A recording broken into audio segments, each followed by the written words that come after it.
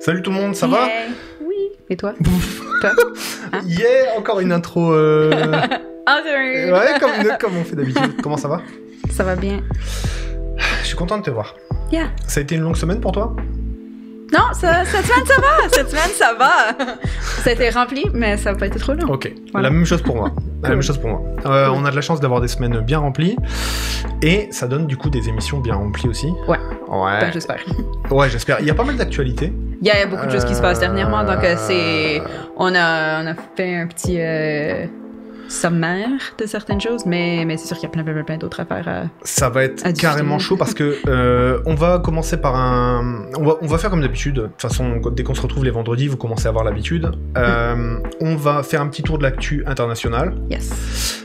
Cette semaine, les actus étaient pas forcément ouf. Ouais. Il y avait plein de choses qui ont bougé, plein de choses qui ont changé et tout. Ça mérite aussi peut-être un petit suivi sur quelques actus dont on a parlé avant. On va commencer par ça. Ensuite, on a chacun, comme d'hab, une petite chronique. Moi, je vous parle d'Haïti, parce que c'est un pays dont on parle assez peu, étrangement. On en parle souvent, tu vois, et souvent en mal et peu, et c'est un peu dur de comprendre pourquoi cette situation est comme ça. Haïti, c'est un pays complexe. Oui. C'est une situation complexe. Donc ouais, ça va être important. Et toi, tu nous parles de... Moi, je parle de Trigger Warning, l'écriture inclusive.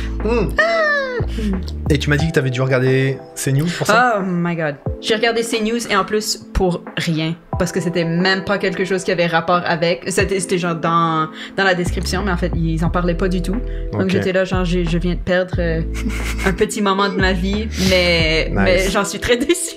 Ok. Donc c'est pour montrer à quel point je suis dédiée, là. Ouais. Ça, je me tape même. Ceux qui savent pas ce que c'est du CNews, c'est comme Fox, mais sans le côté journaliste. Ouais, carrément. C'est genre juste des gens qui genre chialent à propos de choses complètement aléatoires, puis ils invitent des gens pour faire la promo de leurs livres qui sont des trucs complètement aléatoires, puis souvent de la merde, ou des choses qui n'ont pas vraiment de recherche, même s'ils disent qu'ils sont des experts, etc. Carrément.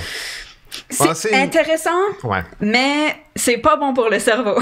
Non mais carrément. En plus, c'est possédé par, comme souvent, c'est possédé par un milliardaire qui place souvent ses intérêts. Bref, c'est un peu c'est un peu cette chaîne qui a bâti la campagne d'Éric Zemmour, notamment en France. Mais on aura l'occasion d'en reparler de toute façon. Donc ta chronique, j'ai hâte d'entendre encore ce que ça va être. Et ça, c'est notre mascotte de la soirée. C'est un oiseau. Tweet Dead. Je sais pas comment on peut l'appeler. Mortueur. C'est un peu un mélange entre... C'est Halloween, hein, donc on va parler de plusieurs sujets. Notamment, on va parler, comme c'est Halloween, on va parler de deux trucs qui font flipper. Du coup, ce sera Kanye West et Elon Musk. Voilà, les deux costumes qui font le plus peur cette année. Entre un facho et je sais pas. Un facho. Ok. Et puis en seconde partie d'émission, surtout, on a vraiment énormément de chance parce que nous, on commence depuis un mois, donc on est tout petit, on est une toute petite chaîne, on est des tout petits comptes, et du coup, on commence à avoir quand même des invités qui commencent à avoir de la gueule. Toi, je sais que t'es en préparation d'un invité qui va être vraiment nice, mais on en parlera plus tard.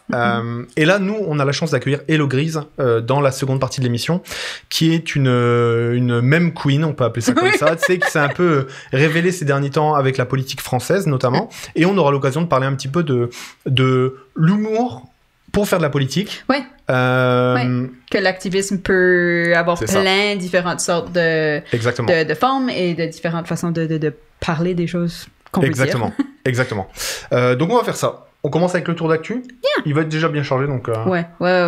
Donc, on peut lancer le visuel. Ça, c'était bien. C'était en même temps. C'était cool. C'était nice. C'était des harmonies. Carrément. Alors, on va commencer par un petit suivi sur toute l'actualité qu'on a donnée ces dernières semaines. Moi, j'ai appelé ça entre les fachos, entre Gaulle et PLS. Et également Pure et Monnaie. Ça, c'est un suivi par rapport à une actu dont on a parlé la semaine dernière. Ensuite, on passera par la République démocratique du Congo et notamment l'histoire des mines de cobalt. C'est un reportage de Mediapart, un reportage photo qui est vraiment bien fait. On va juste montrer quelques photos et parler un petit peu du contexte là-bas sur ça, parce que c'est ce qui drive la transition écologique, tu vois.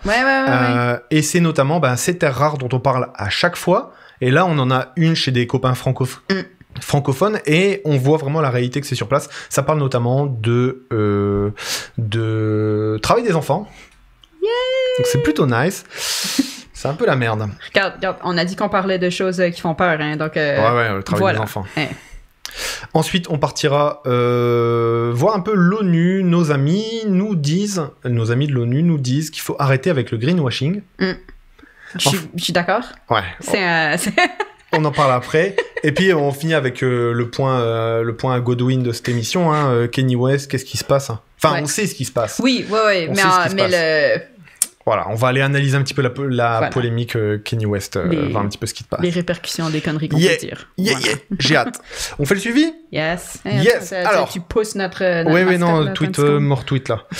Petit suivi sur un petit peu tout ce qu'on a dit là les semaines précédentes. Moi, je voulais parler de Louis Edger. Yes. C'est bientôt là les élections, le second tour. C'est cette fin de semaine au Brésil. Exactement. On va voir de quel côté ça va basculer. Il y en a un qui fait plus peur que l'autre. Carrément. Il n'y en a aucun de parfait parce qu'il n'y a pas de politique parfaite. Mais il y en a qui sont un peu moins, fachos, etc.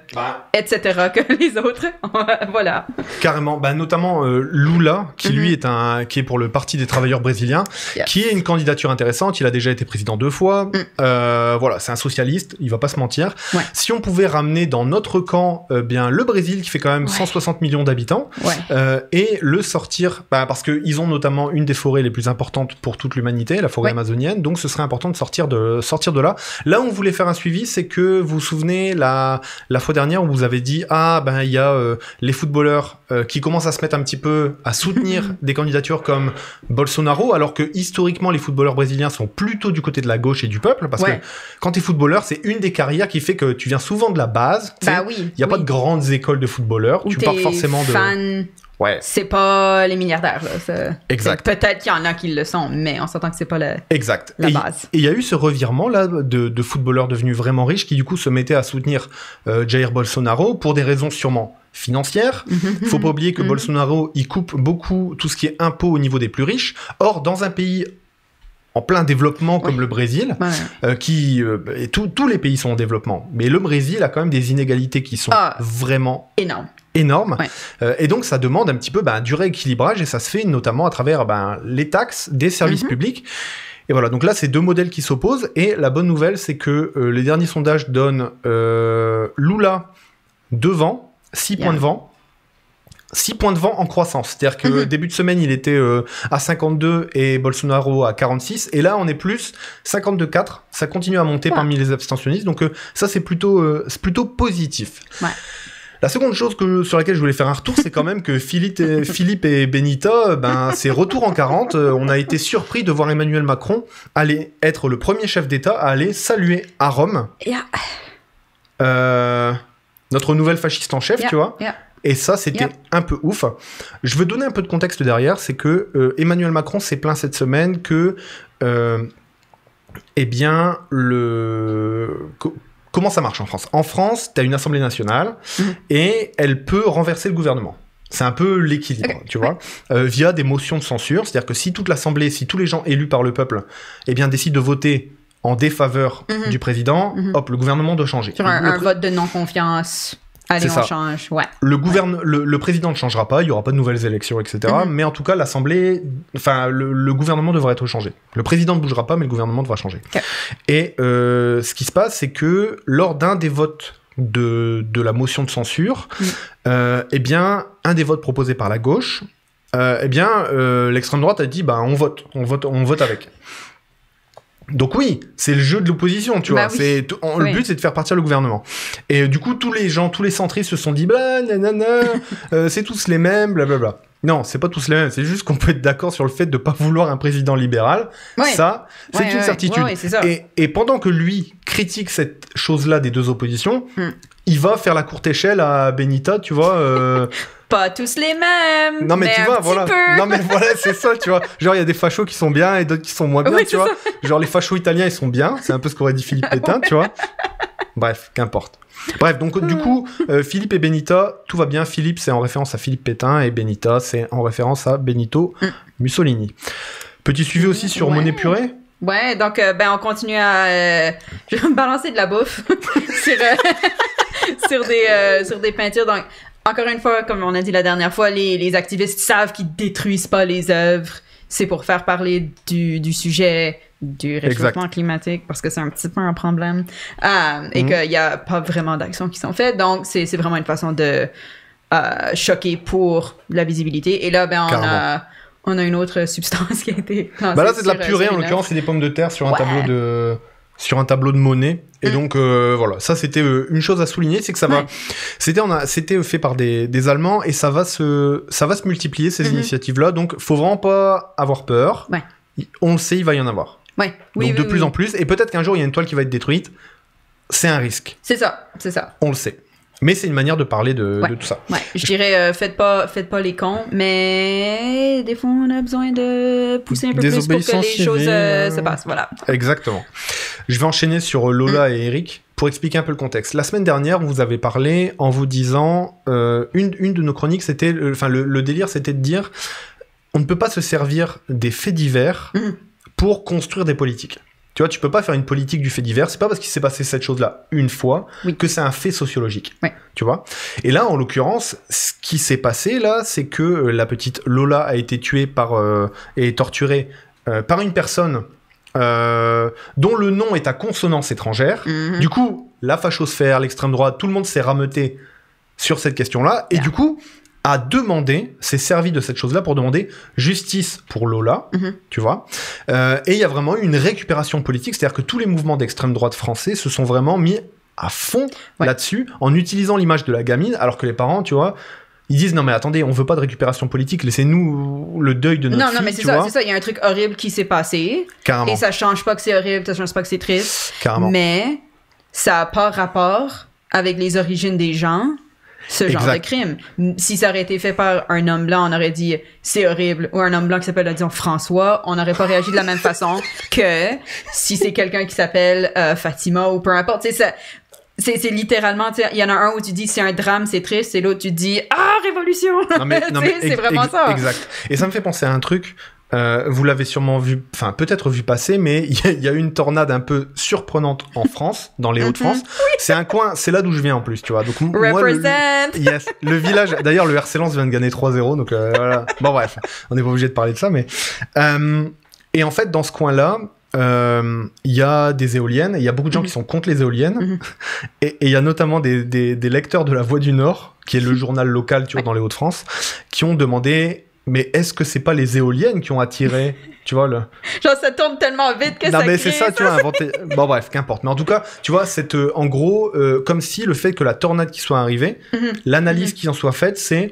il faut virer les éoliennes. C'est comme dire, il y a eu le meurtre d'une petite fille, alors l'immigration, c'est mal, tu vois. Voilà. On est à peu près dans le même genre de schéma, et en tout cas, on va se servir... Enfin, en tout cas, ce camp-là va se servir de tout ce qu'ils peuvent pour pouvoir nous empêcher d'aller de l'avant, tu vois. C'est la chose qui est nouvelle, c'est la chose que je connais pas, donc l'affaire qui vient de se passer qui n'est pas standard. Exact. C'est relié, que des fois, je veux dire, oui, c'est relié qu'il y a peut-être une tornade là où il y en a pas normalement, c'est parce qu'il y a un réchauffement climatique qui se passe, mais et que les éoliennes sont là pour essayer de peut-être contrer un peu les effets de ça. Ça, à ce niveau-là, c'est relié. Et ça va pas plus loin. Ça finit un peu là. Ouais, ça va pas plus loin. Yeah. Et du coup, ça me permettait de dire qu'il y avait, notamment, il y a eu un autre fait divers horrible en France, tu vois, d'une femme qui a été séquestrée, violée, etc., par un mec. Et en fait, c'est étrange parce qu'il n'y a pas la même vocalité de la part de l'extrême droite, parce que le mec est agriculteur et c'est un Français, tu vois. Et le meurtre est horrible. Du coup, c'est comme s'il y avait un deux poids deux mesures aussi dans la consistance politique et dans les prises de position. Et c'est là ce qu'on appelle tout simplement le racisme. Ça s'exprime exactement comme ça. Ça doit être le genre 120... Je sais plus où est-ce qu'on en est rendu, il y a un compte qui donne le décompte. Mais tu sais, je sais pas, le 120e féminicide, avoir un de plus, un de moins... C'est pas si utile que ça comme pour Sauf utiliser. Si elle avait été tuée par quelqu'un avec pas la bonne couleur de peau. Voilà. Tu nous fais la dernière? Yes! Update! Donc la semaine dernière, on a parlé de notre ami Romana, la réelle reine du Canada. Et en fait, j'ai reçu un message mercredi matin pour dire que, en fait, sa roulotte, qui est celle qui, je pense, est celle qui a encore pas volé, mais qui est pas louée de façon super légale. En fait, elle était à côté de chez nous, donc dans la région Halifax. Wow. et sur l'image, on peut vraiment voir, ça dit meet and greet, donc venez nous rencontrer. Il y a sa photo, ça dit que c'est la reine du Canada. Il y a son beau drapeau tout en arrière. Oh mon Dieu. Et une chose, c'est que ça tournait en Nouvelle-Écosse, d'après ce qu'on a compris, ça c'était ouf. C'était pour dénoncer le fait que l'ouragan qu'on s'est pris, là, l'ouragan Fiona, à la milieu du mois de septembre, là, eh bien, serait un hoax, tu vois, serait une fake news. Il n'y a pas réellement eu de destruction ou rien. Il y a des personnes qui ont eu l'électricité de nouveau après 3 semaines, donc c'est juste en passant. Mais oui, genre, il y a des maisons qui ont été détruites et tout, mais elle faisait le tour de la province pour dire ça, mais elle est allée, entre autres, au Cap-Breton, où il y a eu le plus gros du désastre, pour leur dire c'est pas vrai. Et tu sais, ils la regardaient un peu genre si tu regardes en arrière de moi, il y a une pile de choses détruites, donc non madame. Donc, mais voilà, donc ça prend de la confiance en soi pour faire ça, mais je vais lui donner ça. Je sais pas comment elle fait. Non mais elle est peut-être, enfin. Ben non mais elle est pas ok là. Je sais pas. Ok, on avance. C'est une girl boss, voilà. C'est ça. Dans l'enfer des mines de cobalt du Congo, donc en République démocratique du Congo, je vais vous lire cette news. Je bouge un peu ça pour être bien. Ça, c'est un article, un reportage photo de Mediapart qui est vraiment stylé. Abonnez-vous à Mediapart. Ouais. Ça vaut le coup. Ceux qui connaissent pas, là, c'est vraiment, vraiment du bon contenu. Exactement. C'est vraiment bien fait. Et, oh punaise, j'allais enchaîner sur Valeurs Actuelles. Non, c'est non, trop. Ça, je vais expliquer après. Non, je vous donne le contraire qui est de la poubelle totale, là. T'en parles un peu? J'ai des extraits, vous en faites pas. Ça va être vraiment bien. Pour vous, là. C'est vraiment bien. Donc, dans l'enfer des mines de cobalt du Congo, la République démocratique du Congo produit près de 70% de la demande mondiale en cobalt. Donc, le cobalt, c'est un minerai qui sert notamment dans tout ce qui est produits électroniques. Un minerai, c'était écrit, pour augmenter la capacité de stockage des batteries électroniques. Malgré l'explosion de la demande et du prix du précieux métal ces dernières années, sur fond d'accélération de la transition énergétique, le Congo échoue toujours à redistribuer les bénéfices de cette ruée vers l'or des temps modernes. Ça, c'est notamment expliqué par un niveau de corruption très important en République démocratique du Congo. On aura bientôt, normalement, un invité, un Congolais, qui est de la région. Et on sait que quand t'es immigrant, c'est pas facile de parler de ton pays. Oui. Dans ces termes-là. Du coup, on espère que ça va pouvoir se faire, mais c'est vraiment ça le but de cette émission, c'est que on veut pouvoir payer des journalistes sur place. C'est ça. Pour nous ramener de la news fraîche, tu vois, des sources de première main, tu vois, pas des on-dit, etc., etc. Et donc, c'est vraiment ça le but du show, c'est qu'on arrive à mettre un peu d'argent pour pouvoir avoir justement de la fraîcheur, tu vois, des news fraîches sur ce qui se passe là-bas. Puis peut-être un peu des news positives, là, parce que dès que t'ouvres... parce qu'il se passe des choses bien en Afrique. Mais non, mais c'est sûr, c'est non seulement un continent, mais c'est gigantesque, et il y a beaucoup de gens, donc j'assume qu'il y a des choses bien, mais... Non, mais en tant que francophone, on est mal desservi, tu vois, par rapport à ce qui se passe là-bas, tu vois. On se connaît pas. Non. Et ce qu'il y a, c'est juste la déprime, donc... Et il y a des choses terribles qui se passent partout, j'enlève pas ça, mais... Ouais, carrément. Mais si vous avez des nouvelles positives ou des sites de nouvelles positives d'Afrique, on est preneur. Non, mais carrément. C'est ça qu'on dit. Puis montrez-nous, comment commencer, quoi. Ouais! La vie de tous les jours. Et alors, par-dessus cette histoire de mine de cobalt, il y a notamment l'UNICEF qui estime qu'il y a 40 000 enfants qui travaillent dans les mines de la région de Kolwezi. Le salaire moyen, $2. Les creuseurs n'ont aucun contrôle sur les balances et les paramétrages des équipements électroniques qui calculent le prix de leur minerai. C'est-à-dire qu'en fait, ils ont aucune idée de la valeur de ce qu'ils vont chercher. Et il y a en plus, du coup, une sorte de... En plus de l'esclavagisme des enfants, tu vois, il y a en plus, même les travailleurs en âge de travailler se font clairement voler la plupart du temps. On dit va travailler, on verra combien on te paye en gros. Exactement. Wow. Les minerais de sang seront ensuite exportés et transformés en composants de batteries électroniques. D'ici 2025, la demande mondiale de cobalt devrait encore augmenter de 60%. Ça veut dire qu'en gros, la République démocratique du Congo est peut-être assise sur un trésor et que dans ce qu'explique le reportage, c'est que la plupart du temps, tu as beaucoup de négociants chinois qui sont sur place parce que les Chinois sont très gourmands puisque c'est eux qui produisent un maximum de trucs. Je pense qu'autour de nous, on le sait, 95% de ce qu'on a autour de nous est même peut-être Tweet, il est peut-être construit. Je pense qu'il a été. c'est obligé. Oui, il a été fabriqué en Chine. C'est pas écrit. Donc, à voir, mais probablement. Probablement. Et donc, du coup, là, le truc, c'est de dire, est-ce que la République démocratique du Congo, qui est assise sur un trésor, va être capable d'en faire quelque chose pour sa population? Est-ce qu'il y a une volonté politique pour ça?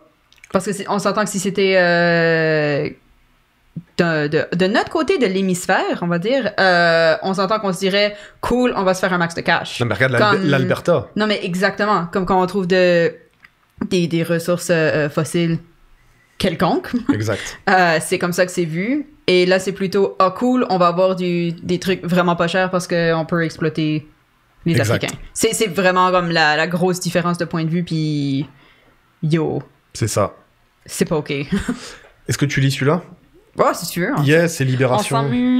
On s'amuse. Libération. Donc, vers un réchauffement de 2,6. T'imagines? On avait dit 2, hein? C'est, 2,6 degrés d'ici la fin du siècle. L'ONU appelle à la fin du greenwashing. Si les gouvernements tiennent leurs engagements, l'Agence internationale de l'énergie estime que les émissions à gaz à effet de serre atteindront un plafond de 37 milliards de tonnes en 2025. On est en quelle année? On est en 2022. Oh shit. C'est comme vraiment bientôt 2025, guys. C'est la merde. L'ONU anticipe un réchauffement climatique de 2,6 degrés d'ici 2100. C'est pas bien. Voilà. Ça veut dire monter des eaux partout. Ça veut dire disparition de la plupart des trucs. En fait, ça veut dire que si on fait rien, les choses s'empirent. C'est big surprise. Ouais. Wow.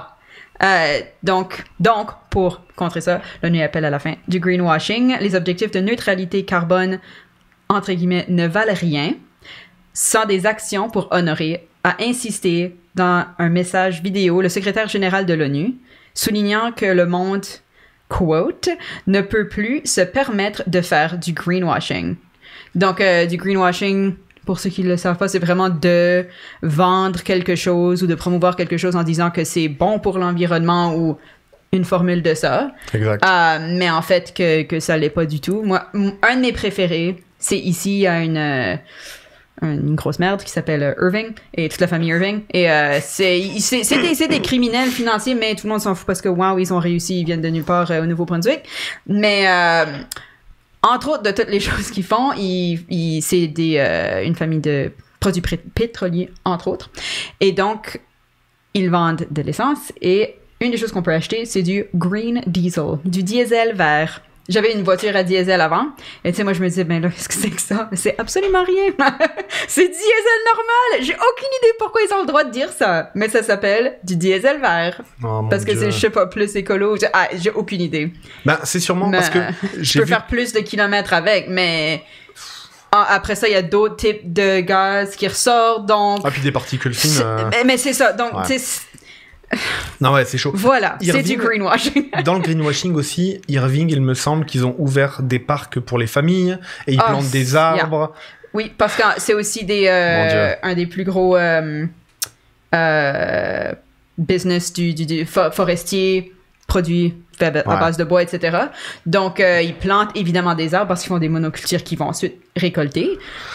Mais donc, ils disent, on a planté plus d'1 millier d'arbres. Puis t'es comme, ben oui, mais c'est parce que c'est pour ta business. Non, mais carrément. C'est pas parce que t'aimes l'environnement, non, mais ouais, c'est ça. C'est ça. Donc, mais c'est un peu leur délire. Voilà. Il y a un truc que je trouve, le dernier paragraphe, je trouve vraiment intéressant. Je peux le lire si tu veux. Absolument. Oui. Sans le vouloir, la Russie pourrait avoir accéléré la transition énergétique de la planète. Depuis le début de la guerre en Ukraine et les pénuries énergétiques qui en découlent, de nombreux pays investissent davantage dans les énergies durables. C'est vraiment intéressant ça parce que la guerre c'est une horreur et on se rend compte ça a été le cas en 1914, ça a été le cas en 1939, ça a été le cas aussi pour les guerres en Irak notamment. Il y a toujours des choses qui se passent du point de vue de l'énergie derrière ça. Oui. Et ce qui est fou, c'est que c'est la première fois où une guerre va nous mener vers... Enfin, la guerre nous... tu vois, va nous mener vers plus d'autonomie énergétique, quels que soient les pays. Mais ça fait flipper, tu vois, de se dire que tu dois en arriver là pour que les gens changent les choses. Absolument. Pourquoi on n'aurait pas pu changer avant qu'il y ait une guerre? Alors qu'on sait qu'il y a une urgence, tu vois. Mais... Avant qu'il y ait une guerre, au Canada, ça a été approuvé par le ministre de l'Environnement, fuck you, que on pouvait, à la place de mettre de l'argent dans des nouvelles structures d'énergie renouvelable, où on a méga l'espace de le faire, et des différents types d'espace pour les différentes sortes d'énergie verte, à la place, on va faire une grosse plateforme pétrolière sur la côte de Terre-Neuve. Et bon, Terre-Neuve se dit, il y a des emplois, je comprends, mais il y a aussi plein d'autres trucs qui pourraient être faits. Et voilà, donc à la place, on décide d'investir là-dedans et de rendre la dette énergétique de CO2, etc., carrément, beaucoup plus haute, à la place d'investir de d'autres façons. Donc, peut-être que la guerre... Non, mais c'est pour ça, tu vois. À se dire wow minute, mais bon, c'est... C'est pour ça, tu vois, il y a aussi la question de la comptabilité carbone. Ouais. Par exemple, tant que la comptabilité... Parce que je sais que là, c'est un débat un peu technique, mais en gros, la comptabilité carbone fait que normalement, chaque tonne de carbone chaque tonne, de dioxyde de carbone que tu émets dans l'atmosphère devrait avoir un coût. Oui. Tu vois. Et en gros, on devrait avoir également, les entreprises devraient avoir une capacité à émettre et devraient payer pour émettre. Or, pour l'instant, tous les modèles qui ont été faits par rapport à une comptabilité carbone, dans tous les pays du monde, même au niveau mondial, sont sous-évalués. C'est-à-dire qu'en gros, on n'arrive pas à estimer le vrai prix que coûte une tonne de carbone par rapport au dommage qu'elle va engendrer en étant dans l'atmosphère. Et donc, le fait de sous-évaluer cette tonne de carbone fait que,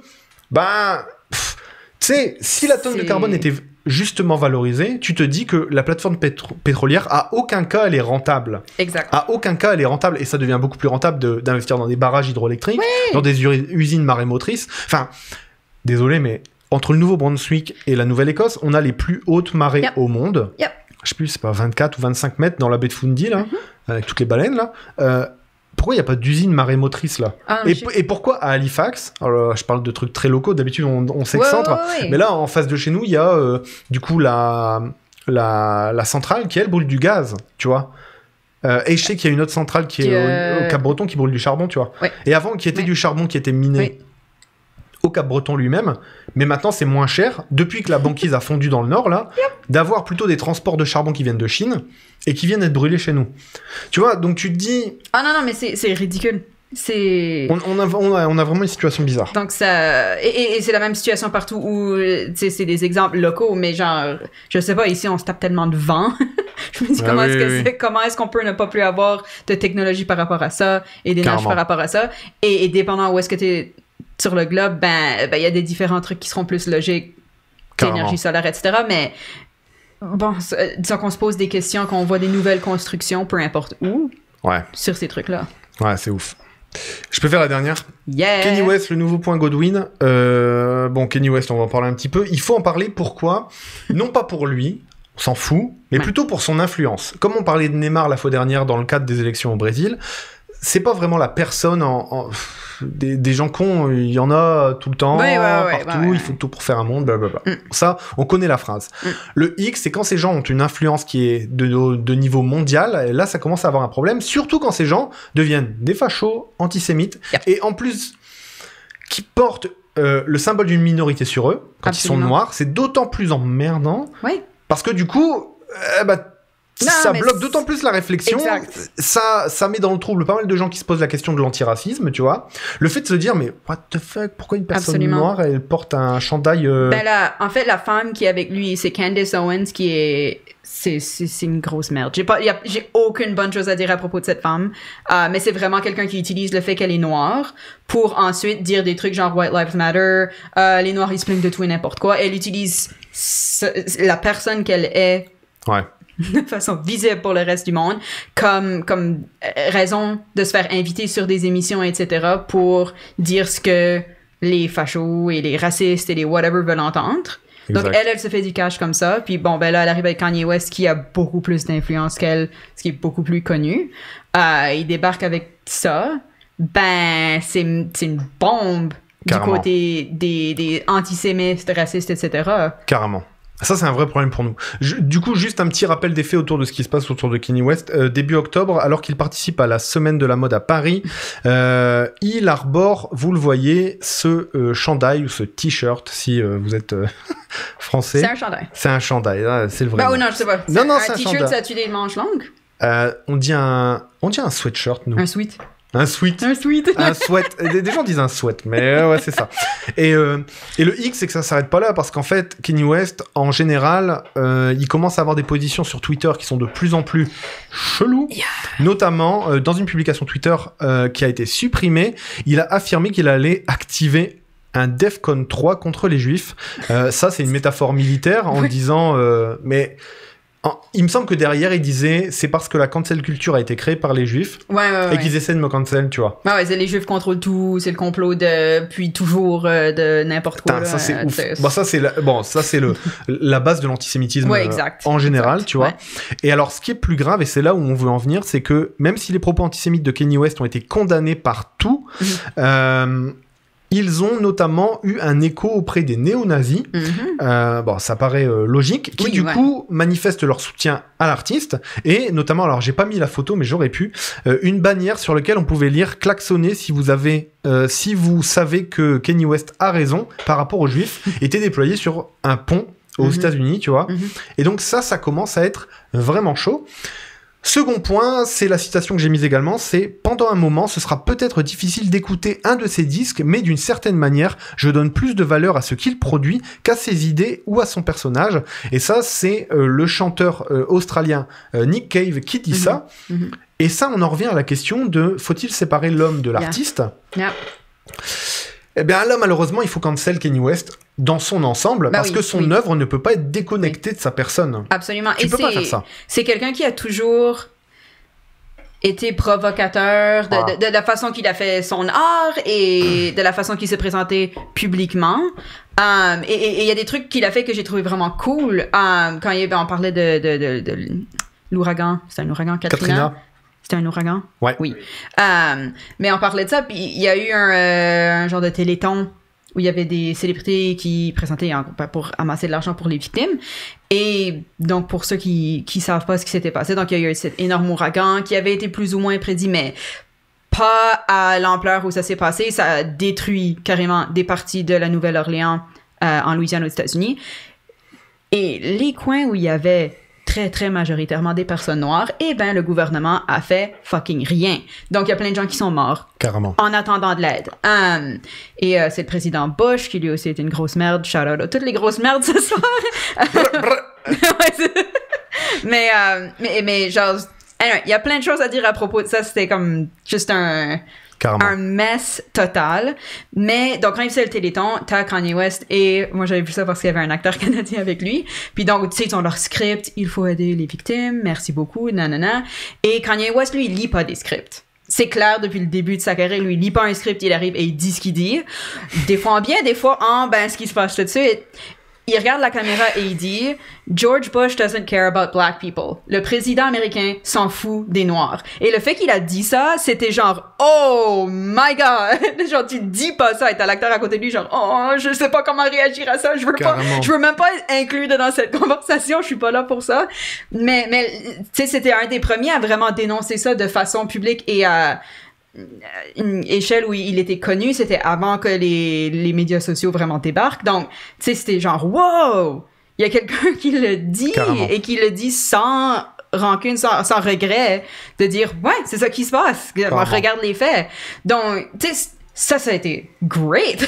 Ça a été genre, allô, réveillez-vous. Mais là, c'est, allô, réveillez-vous, les Juifs contre tout, c'est pas la même affaire du tout. Et c'est vraiment, il y a des choses vraiment, vraiment fucké qui dit, là. Genre, c'est pas de l'antisémitisme niveau 1, là. On s'entend qu'il c'est profond. Il a vraiment un truc profond, tu vois. Et ça s'empire à chaque fois qu'il y a une entrevue. Bien sûr, les gens d'extrême droite, etc., l'amènent en entrevue pour en parler plus, pour creuser un peu plus. Ils s'en servent carrément. Ils s'en servent carrément. Mais donc, ça ramène à la question de, en tant que soi, si Kanye West fait une connerie, ben tu dis, OK, ben je vais juste pas supporter Kanye West, je m'en fous, reste dans ton coin. C'est ça. Mais là, c'est trop le gros. ricochet. C'est ça. C'est trop gros pour qu'on on n'essaie pas de porter une analyse dessus et qu'on regarde pas ce qui se passe et que là on n'a pas ce qu'on appelle un cancel d'urgence, tu vois. En gros, il faut lui couper la parole. Et ça, d'ailleurs, petit rebond, c'est Kanye West du coup était vraiment viré de la plupart des plateformes sur lesquelles il pouvait s'exprimer, un peu comme l'a été Donald Trump à une période, tu vois. Après, non pas pour exprimer des opinions politiques, mais parce que ils expriment de la haine, ils démontrent du sexisme, du racisme, de l'antisémitisme, donc faut les virer, tu vois, c'est logique. Et là, ce qui fait peur avec le rachat de Twitter par Elon Musk, c'est justement... ça devait être ma chronique à la base, mais on a changé. Mais en gros, c'était... ça fait vraiment flipper parce que l'argument de liberté d'Elon Musk est vraiment un truc qui fait flipper dans le sens où il pense que avoir des règles collectives, c'est un frein à la liberté d'expression. Et pour ça, il ne faut pas avoir vécu la Shoah, il ne faut pas avoir vécu tout ce qu'on a vu, il ne faut pas avoir compris un peu comment fonctionne l'histoire pour se dire si tu laisses se propager ces discours-là. Et en plus, on ne parle pas de discours...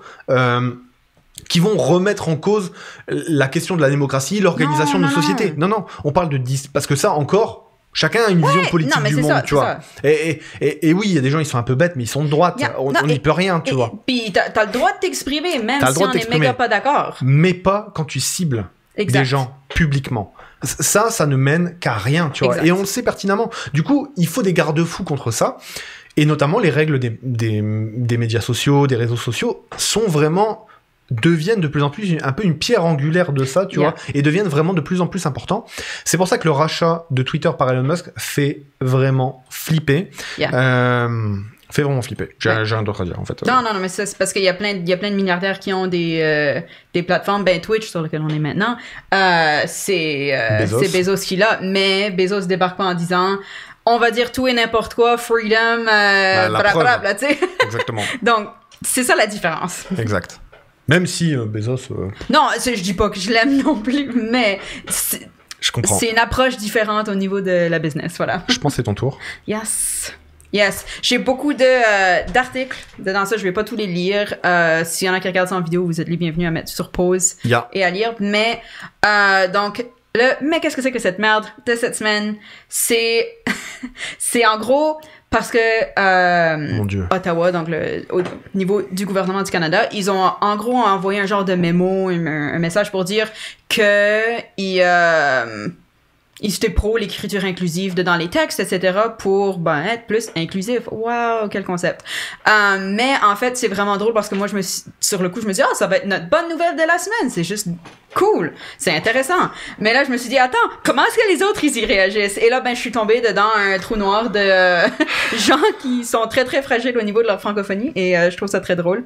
Donc, entre autres, ça a été grâce à Monsieur Mathieu Bock-Côté qui écrit que des trucs de réac. Et c'est fantastique. Non, mais tu sais que lui, je l'ai croisé une première fois sur un plateau en France.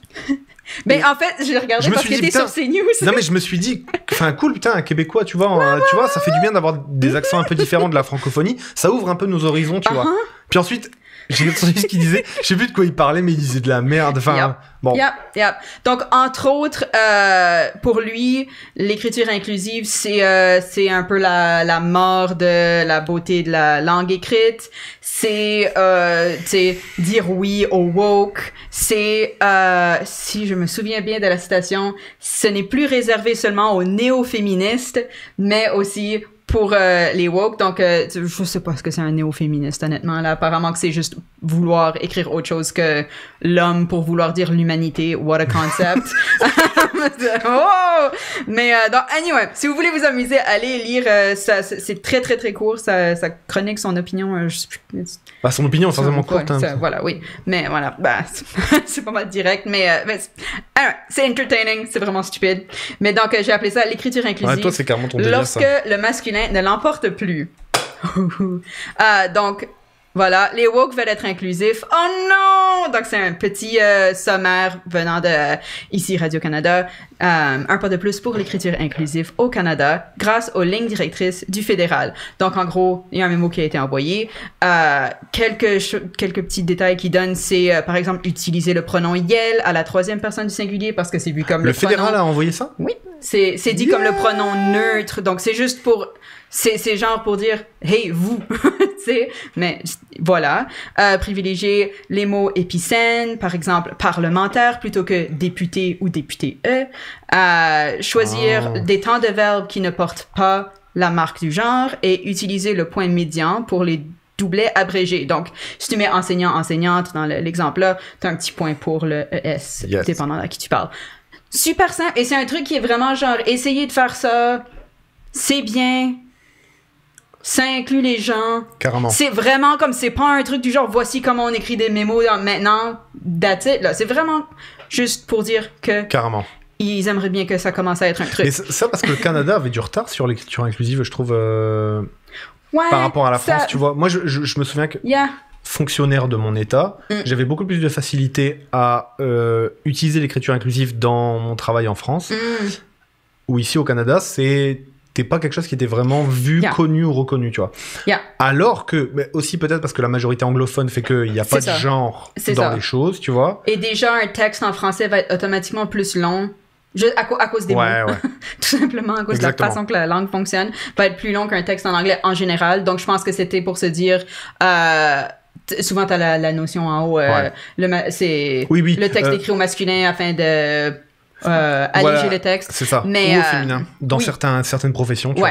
Donc, souvent, il y a ça. Mais là, c'est ça. Voilà. Il lance l'idée que, c'est bien. C'est pas mal. Essayons-le, pourquoi pas. Carrément. Non.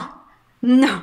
Oh my God. Donc, on commence avec un extrait d'un article dans Le Devoir où il parle de comment l'Académie française reçoit ça. Et en fait, je suis retombée sur Monsieur Mathieu Bock-Côté dans cet article. Je me disais, c'est la star de... c'est la star de la soirée. Donc, l'Académie française, elle, s'oppose farouchement à l'écriture inclusive. Big surprise. La qualifiant de péril mortel pour la langue de Molière. Dis-moi que ta francophonie est fragile sans me dire que ta francophonie est fragile. Et là, bien qu'il trouve cette formule excessive et maladroite, Mathieu Bock-Côté porte à sa défense l'institution. Mais what the fuck? Donc, bon, il dit que c'est pas si pire. Et ensuite, peut-on s'opposer à l'écriture inclusive sans passer pour ennemi de l'émancipation féminine et de l'égalité entre les sexes, pardon, pas sectes. Mais je peux comprendre que dans certains contextes, l'écriture inclusive est pas toujours facile à utiliser ou... Ah non, mais c'est un changement, c'est ça. Et je sais pas, dans la création d'un poème, fine, tu vas peut-être pas l'utiliser comme ça parce que ça peut être moins... Ça bouge moins bien. Tu sais, dans ce que tu veux dire. T'es une artiste, hein, toi, quand tu dis ça. Ouais, un petit peu. Mais des fois... Non, mais tu sais, je peux comprendre qu'au niveau de la création, d'un bord ou de l'autre, tu veux pas te sentir limité. Donc, il y a des gens qui ont écrit des romans en écriture inclusive pour montrer que c'était possible. Tout comme il y en a qui vont se sentir vraiment limités. Carrément. Ça, c'est OK. Carrément. L'écriture inclusive n'est pas quelque chose qui va te tomber dessus comme, pour t'attaquer, là. Non, carrément. Mais, d'après tout ça. Donc, l'Académie française, c'est quelque chose que je déteste profondément, personnellement, parce que je les trouve cons, mais, donc, je leur mets ça pour les envoyer chier une seconde. Donc, ça, c'est bien, mais l'écriture inclusive, c'est un péril. Alors, je donne un des exemples des mots en français qui m'a le plus déçu quand je l'ai vu écrit pour la première fois de ma jeune vie, et c'est le mot pullover, qui est pull over. Déjà là, j'étais tellement déçue. Donc, un pullover, c'est un chandail, c'est un sweatshirt, c'est un sweat, c'est un hoodie, c'est peu importe. C'est quelque chose que tu tires au-dessus de ta tête quand tu veux l'enlever. Mais là, quand j'ai vu que c'est écrit pull over, je me suis dit, mon Dieu, mais c'est un mot en anglais, mais qu'est-ce que c'est que ça? Ma vie. Eh ben non, mais c'est un beau mot français d'après l'Académie française. Alors, tu vas me dire que tu peux pas écrire... C'est pas vrai. Yel, mais genre, un pullover, c'est dans le dictionnaire de l'Académie française. Nice. Yeah. Comme parking, etc. Je vais faire une petite liste là, mais enfin, il n'y a pas de problème avec ces mots-là, en tant que soi. Juste viens pas me dire que l'écriture inclusive, c'est la mort de la langue de Molière. Si t'es pas capable de trouver un mot français pour un truc qui se met... Mais genre, si moi je dis chandail en France, je suis vue comme quelqu'un qui parle comme une grand-mère. Mais si tu dis pullover, c'est non seulement bien, mais genre, wow, Académie française level. Oh my God. Voilà, ça c'est mon petit rant. Je fais un petit peu de contexte pour parler justement de pourquoi est-ce que c'est le masculin qui l'emporte. Alors, avant que ça commence à devenir un truc, il y avait la règle de proximité. Donc, super simple. Yeah, c'est trop bien ça. C'est super simple. C'est tellement logique. La chose qui est la plus proche de l'adjectif, c'est ce qui devient le genre de la phrase. Donc là, si c'est la voiture qui est le mot le plus proche, eh ben ça va être le camion et la voiture sont vertes. Ah, c'est simple. C'est super simple. Greenwashing, facile. Donc, avec ça en tête, et pour ceux qui vont dire que c'est pas bien, j'ai une petite quote de Racine. Alors, justement, ceux qui adorent l'Académie française vont certainement me dire que Racine est un grand auteur, où, il a utilisé la règle de proximité dans ses textes. Oh my God, quoi? Où il dit consacrer ces 3 jours et ces 3 nuits entières, et pas ces 3 nuits entiers, puisqu'on parle de jours. Oh my gosh. Donc, petit historique du genre noble. En 1675, notre ami Bourg dit « Lorsque les 2 genres se rencontrent, il faut que le plus noble l'emporte. » Et on se demande bien sûr, mais Valentin, quel est le plus noble? Le plus noble. À peu près 100 ans plus tard, en 1767, Nicolas Beauzé appuie le genre masculin et réputé plus noble que le féminin, à cause de la supériorité du mâle sur la femelle. Mais what the fuck? Au moins, c'est clair. Voilà. What the fuck? Mais c'est clair. Mais la règle de proximité est encore quand même majoritairement utilisée. C'est un petit peu du genre, vas-y, de la façon que tu le sens. Mais 1830 pour les garçons, 1880 pour les filles, c'est la scolarisation obligatoire en France. Et donc, la règle est appliquée partout, puisque c'est central. On dit, c'est comme ça qu'on écrit. Tiens, go. Donc, c'est super récent, en fait. Ouais, donc quand les gens vous disent c'est le masculin qui l'emporte, eh ben, ça fait pas longtemps. Putain, c'est ouf. What? Donc voilà, on blâme Charlemagne, c'est une joke à cause de la chanson. Vraiment stupide, c'est correct, whatever, la petite comptine. Voilà, moi je blâme Charlemagne, c'est sa faute. Alors, voilà. En fait, c'est la faute des féministes, l'écriture inclusive. Bah oui. Donc, où est-ce que j'avais une super citation là-dedans? Mon Dieu. Donc, non, voilà. Donc, depuis à peu près, en fait, les années 80, les féministes, elles, proposent, hey, ce serait bien qu'on change un petit peu. Et ils l'ont fait en anglais. En anglais, quand ils disent man dans les livres des années 60, c'est pour parler de l'humanité. Aujourd'hui, tu dirais juste humans ou, tu sais, whatever. Ben, voilà, c'est juste de mettre ça à jour. On ne demande pas de changer complètement les concepts ou quoi que ce soit. C'est littéralement juste de mettre ça à jour. Donc, pas contente. Alors, bon, ça m'a fait découvrir Valeurs Actuelles, un talk show de droite français, qui est vraiment entertaining. Mais je sais pas si je dirais que c'est du putain, Valeurs Actuelles. Mais je suis content que t'aies découvert ça, moi. Voilà, regarde, on s'instruit en même temps. Bordel. Donc là, on revient à aujourd'hui.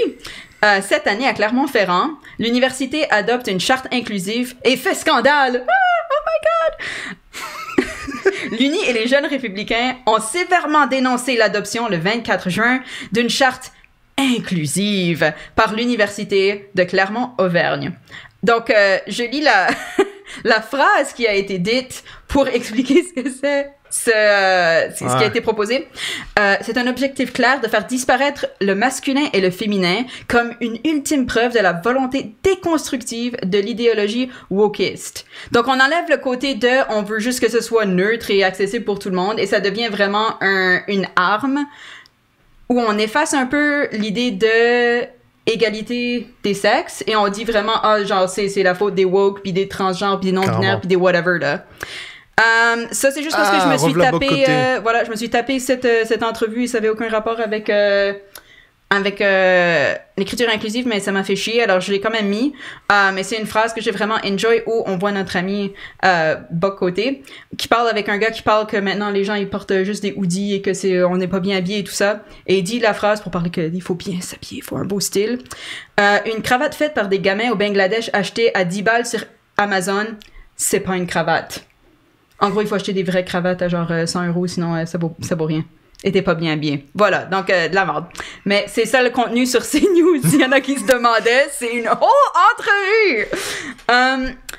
Voilà, donc l'écriture inclusive, c'est vraiment simple. Il n'y a pas une forme standardisée encore, ça s'en vient. Le pronom neutre vient juste débarquer vraiment dans la culture de tous les jours, on va dire. Donc c'est pas quelque chose dans le béton, c'est quelque chose qui vit, c'est une langue, ça vit de toute façon. Je vous ai partagé des petits visus de merde que j'ai trouvés parce que les gens, quand ils savent pas quoi faire, les réacs, ben ils aiment faire des illustrations. Alors il y a une prof qui est en train d'enseigner l'écriture inclusive et là il y a un petit garçon qui dit « L'écriture inclusive me casse les couilles » et elle a dit « Ouh, les ovaires, Kevin! » LOL! C'est vraiment marrant. Ou alors, c'est pour justement, agresser les personnes transgenres et autres. Donc là, la même chose, il y a une prof en avant et elle dit « Aujourd'hui, nous allons étudier l'accord du participe passé quand le complément d'objet placé devant l'auxiliaire désigne un transsexuel, un transgenre ou un hermaphrodite. » Des termes qui sont même pas vraiment utilisés, mais... C'est vraiment des bâtards. Voilà. J'hallucine.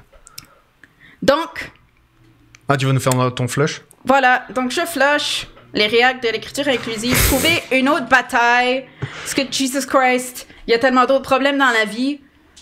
Comme, je sais pas, agrandissez votre français. Je comprends que ça peut rendre plus compliqué l'apprentissage du français en milieu minoritaire parce que ça rajoute des règles.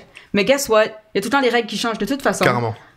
So, tu sais, on se calme. Merci beaucoup, Mélo. Voilà. On a duré un peu plus longtemps que prévu. Du coup, on va cut maintenant.